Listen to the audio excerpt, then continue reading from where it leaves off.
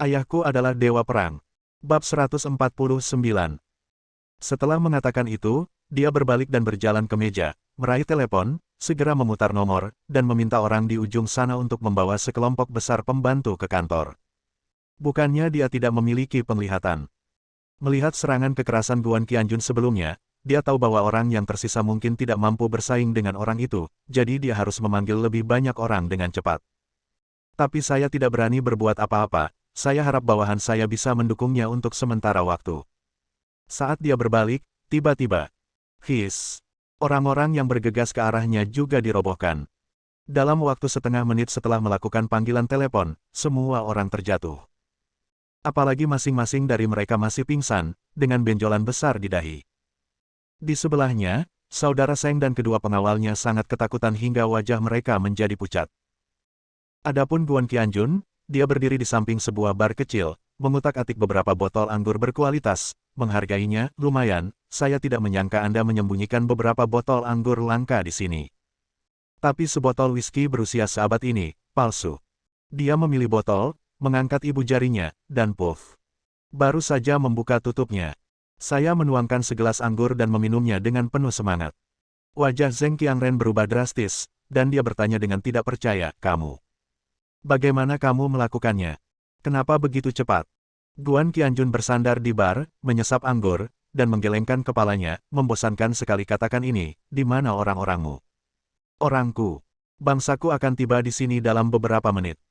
Zheng Qianren berteriak tajam, dan kemudian berkata, Saudara Seng, minta kedua pengawalmu untuk datang dan mendorong mereka untuk menghabiskan energinya. Maka, bangsaku akan dapat menangkapnya dengan mudah. Ekspresi kedua pengawal saudara Seng tiba-tiba berubah. Baru saja, mereka menyaksikan dengan mata kepala sendiri bagaimana Guan Qianjun membunuh salah satu dari mereka dengan satu pukulan. Saudara Seng ragu-ragu dan menoleh untuk melihat kedua pengawal itu. Sebelum dia bertanya, kedua pria itu langsung menggelengkan kepala. Saudara Seng, kita tidak bisa mengalahkannya. Jangan mempermalukan kami, atau mengundurkan diri. Saudara Seng, ini.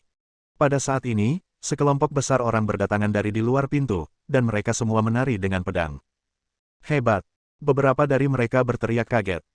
Hei, bukankah ini pengecut yang baru saja melarikan diri? Ya, melihat temannya dipukuli, dia tidak berani mengucapkan sepatah kata pun dan segera lari.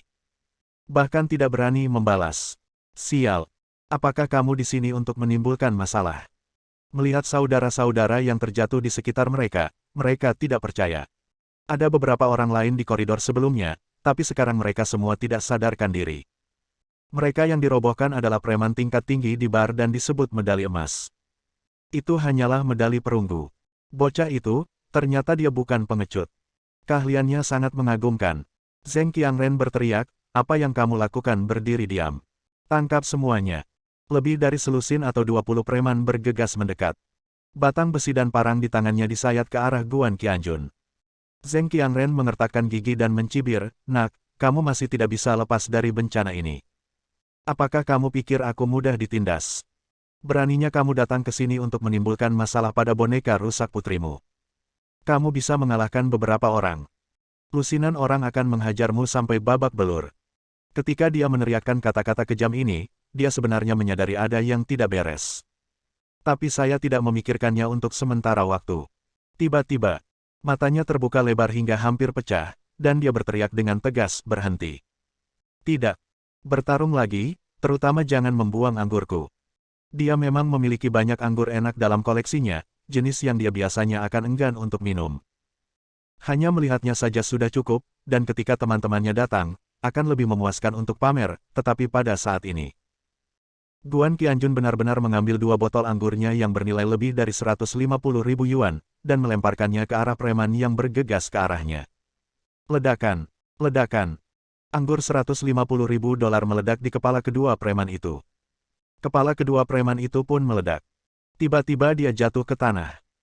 Para preman lainnya terdiam sesaat, lalu berhenti satu demi satu dan dengan cepat melambaikan senjata di tangan mereka. Zheng Qianren berteriak putus asa, sungguh hebat. Tangkap, tangkap.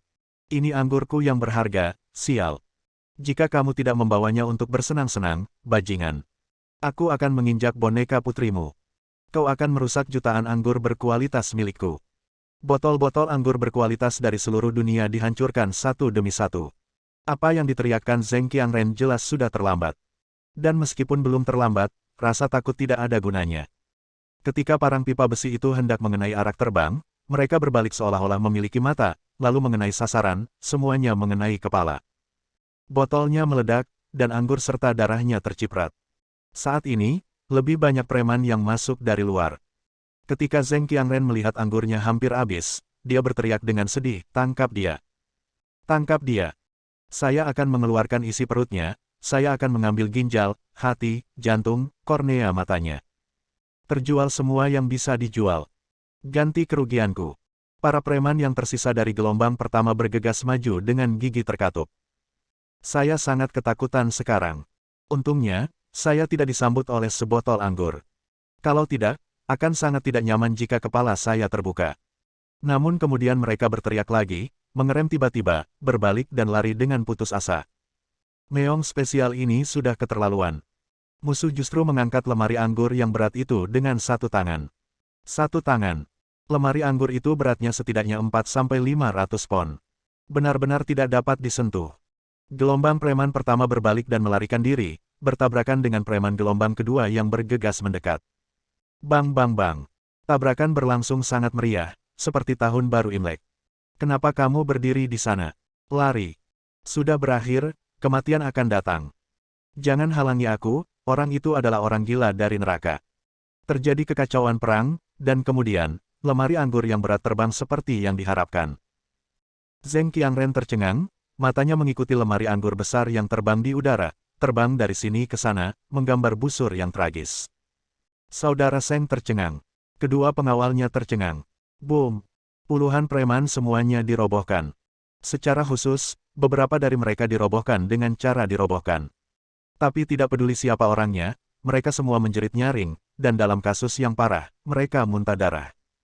Lemari anggur meledak. Guan Qianjun berjalan menuju Zheng Qiang dan melewati saudara Zheng dan yang lainnya.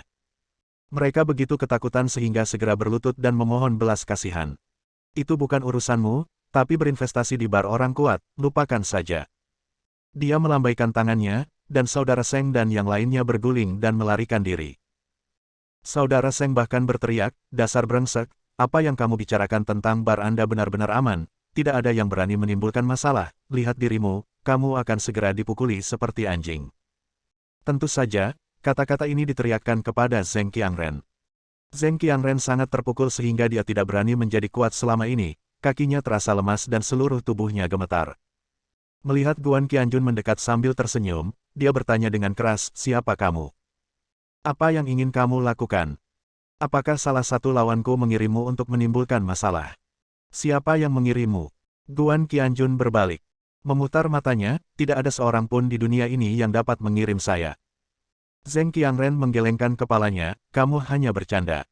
Apakah kamu pikir kamu adalah Raja Surga?" "Saya bukan Raja Surga." Guan Qianjun dengan tenang berkata, "Tetapi, akulah yang tertinggi." Bab 150. Tertinggi. Zheng Qianren tertawa terbahak-bahak, "Kamu orang gila. Katakan padaku, siapa yang mengirimmu ke sini? Aku akan membayar harga yang sama, tidak, aku akan membayar 2 kali. Mulai sekarang, kamu akan menjadi pengawal pribadiku, aku." Petik 2. Aku bilang, tidak ada yang mengirimku ke sini, Om. Sepertinya salah. Yang Agung memiringkan kepalanya, berpikir sejenak, lalu berkata, "Aku diutus oleh putriku." Petik 2. Itu untuk bonekanya. Keadilan. Begitu dia selesai berbicara, dia mengangkat kakinya dan menginjak dada Zheng Qianren dengan keras. Sama seperti di hotel besar sebelumnya, dia menginjak tubuh Xiao Huihui. Teriakan. Dada Zheng Qianren sedikit roboh dan beberapa tulang rusuknya patah. Matanya membelalak tak percaya, Kamu hanyalah iblis. Demi bayi busuk, kamu mengalahkan begitu banyak anak buahku, dan kamu Kamu juga meremukkan tulang rusukku. Lagi pula kamu. Di mataku, itu bukanlah boneka jelek, itu adalah satu-satunya boneka di hati putriku. Dan putriku adalah satu-satunya kerabatku di dunia ini. Kamu tidak mengerti, dan aku tidak menyalahkanmu. Tapi kamu membuat putriku tidak bahagia. Jika putriku tidak bahagia, aku akan menghukummu. Dia mengangkat kakinya dan menendang tubuh Zheng Qianren dengan keras. Ledakan.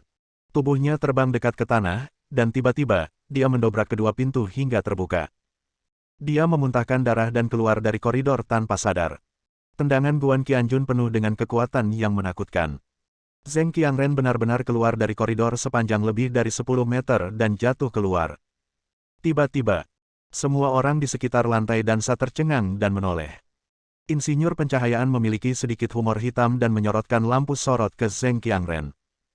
Di bawah tiang lampu melingkar, Zheng Qianren muntah darah dengan ekspresi kusam di wajahnya. Sepertinya saya tidak tahu mengapa saya ada di sini. Lalu semua orang berteriak, "Ya Tuhan! Bukankah ini Bos Zheng? Mengapa dia dipukuli begitu parah? Ini masih dalam wilayahnya. Bos Zheng adalah orang hebat. Dia memiliki banyak orang yang bisa melawan dan membunuh. Ini di mana laki-laki dan bawahannya? Yang membuatku penasaran adalah, siapa yang berani mengalahkan Bos Zheng seperti ini?"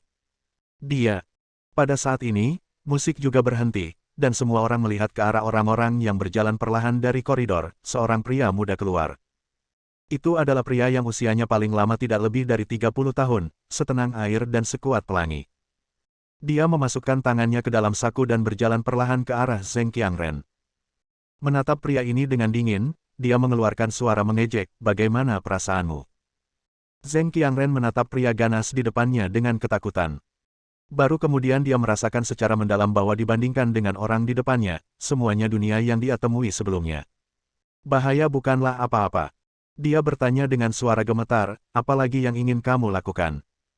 Kamu sudah menginjak saya dan menendang saya dengan keras." Guan Qianjun menggelengkan kepalanya dan hanya mengucapkan dua kata, "Minat." Tendangan lagi. Menendang Zheng Qianren begitu keras hingga dia terus menempel di tanah dan terbang keluar.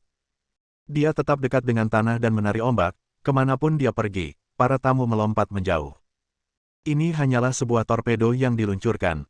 Pada saat ini, di dalam sebuah pintu, dua anak laki-laki bernama Lin Yingqiong dan Xia Kun terbangun dengan samar. Melihat pemandangan di depan mereka begitu ketakutan hingga mereka segera berpelukan.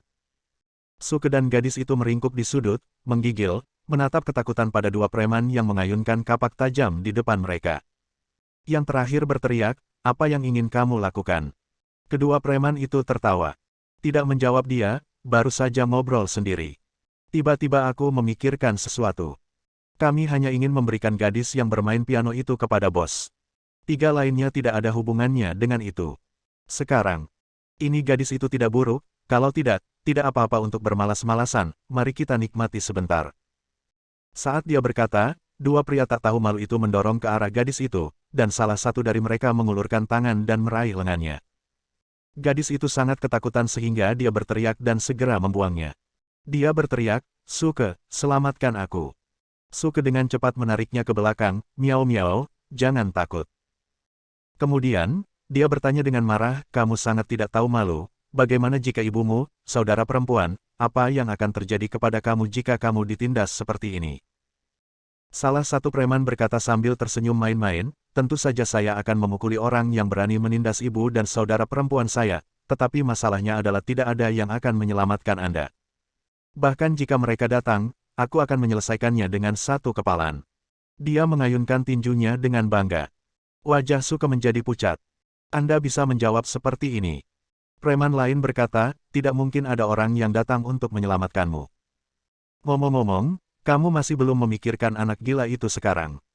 Aku khawatir dia sudah lari pulang dan menggigil di tempat tidur." Keduanya preman tertawa. Hati Suke menegang, merasa bahwa pamannya benar-benar mencoba membuat lelucon. Tiba-tiba, ledakan. Panel pintu yang tebal mengeluarkan suara yang keras. Panel pintunya terlempar ke dalam. Terbang di saat yang sama, ada juga seorang pria yang terus berguling. Ledakan. Dia berhenti setelah mengetuk meja kopi hingga berkeping-keping. Kedua preman itu saling memandang dengan heran, dan kemudian menjadi semakin terkejut. "Bos, ada apa denganmu? Kamu baru saja terbentur seperti ini." "Bos, apakah kamu? Tahukah kamu bahwa kami menemukanmu seorang gadis cantik yang bisa bermain piano?" Ini juga menarik, hanya saja. Saat dia mengatakan ini, dia tidak begitu percaya pada dirinya sendiri. Lagi pula, Bosnya sudah terkenal selama bertahun-tahun dan memiliki banyak wanita, jadi dia tidak akan terlalu bersemangat apapun yang terjadi. Preman yang berbicara di awal tiba-tiba menyadari, saya mengerti. Bos tidak sengaja terjatuh saat menuruni tangga. Berubah menjadi labu yang menggelinding dan terguling di sini. Dia menggaruk bagian belakang kepalanya dan tiba-tiba sejenak ragu. Tidak, meski begitu, tangganya berjarak lebih dari 20 meter dari pintu kita, dan ada ruang dansa di tengahnya. Ada banyak sekali orang, bagaimana kita bisa bertemu satu sama lain? Saat ini, orang lain berjalan masuk dari luar. Tenang dan santai, penuh momentum. Ketika Suke melihatnya, dia langsung berteriak, "Paman." Tiba-tiba, dia merasa senang. Meskipun dia merasa paman ini suka menyombongkan diri dan kemampuannya bermain piano pasti tidak lebih baik dari miliknya, fakta bahwa dia hanya melarikan diri di tengah jalan membuatnya merasa sedih dan merasa bahwa orang tersebut tidak lebih dari itu. Tapi sekarang, dia kembali. Apakah kamu di sini untuk menyelamatkanku? Faktanya, Suke yang pintar dan pintar sudah lama menyadari bahwa Guan Qianjun sedikit berbeda, dia tidak tahu apa yang berbeda, jadi dia merasa paman ini sepertinya menyembunyikan sesuatu. Tapi dia tidak yakin. Begitu Guan Qianjun masuk, kedua preman itu tertawa. "Kamu pengecut lagi, kenapa kamu di sini lagi? Kamu membawa seseorang dan memanggil polisi. Di mana orang itu?" "Haha, kali ini, aku harus menunjukkan kepadamu betapa kuatnya aku. Patahkan kakimu. Bu, kamu berani untuk datang ke sini?" Lin Yingqiong bertanya dengan marah, "Aku bilang kamu bodoh, apakah kamu benar-benar di sini sendirian? Apakah kamu memanggil polisi? Apakah kamu membawa seseorang? Tidak ada. Kembalilah dan tinggallah bersama kami. Apakah kamu akan mati?" Xia Kun juga mengertakkan gigi, "Saya pikir Anda berlari keluar untuk membawa bala bantuan. Setidaknya Anda membantu memanggil polisi. Tidak ada gunanya bagi Anda untuk kembali seperti ini." Gadis bernama Miao Miao juga mengerutkan kening, "Kamu paman ini adalah benar-benar sakit jiwa, dan dia berlari kembali sendirian lagi. Apakah kamu akan mati bersama kami?" Guan Qianjun bahkan tidak melihat ke arah orang-orang yang berkicau ini, tetapi melihat ke arah Suke. Pamannya, tadi menyampaikan kejutan yang membuatnya rela memperhatikannya untuk sementara waktu. Dia berkata dengan tenang, "Jangan khawatir, tidak apa-apa." Lin Yingqiong tertawa terbahak-bahak, "Saya tidak mengatakan apa-apa, pasti ada yang salah dengan otak ini." Xia Kun dan Miao Miao juga merasa jijik di wajah mereka, melihat di Guan Qianjun seolah-olah mereka bodoh. Suke memiliki senyum masam di wajahnya. Tepat ketika dia hendak berbicara, dia mendengar salah satu preman itu mencibir dan berkata, "Nak, otakmu telah menyedot seluruh Samudra Pasifik ke dalamnya, kan? Apa maksudmu? Jangan khawatir, tidak apa-apa." "Benarkah? Ini masalah besar. Bos kita ada di sini. Beraninya kamu mengatakan tidak apa-apa. Kamu telah memprovokasi seseorang yang tidak mampu kamu sakiti bahkan dengan semua energi dalam 10 kehidupan." Guan Qianjun berkata dengan tenang, "Bosmu harus berlutut." Bersambung.